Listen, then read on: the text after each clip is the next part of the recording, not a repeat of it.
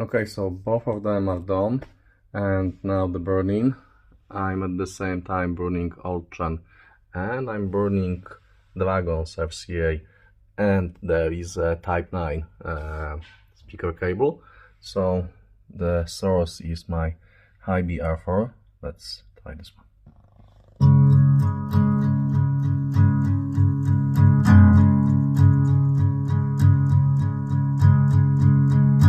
Every time I think of you,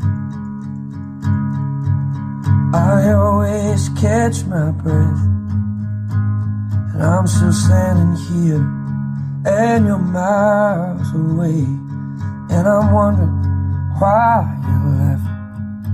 Now, it will take some time for them to get to the top shape right now, but I can already tell that the top end is a little bit smoother, and there is a tiny bit detail more. So that would be mostly because of this Janssen standard cap that's been replaced in both of them. So I hope you liked that video. If you got that speakers, you may do that mod. All in all, it took me about 1 hour, including doing diagrams for the crossover. And actually, give me a second, I'll show you the diagram.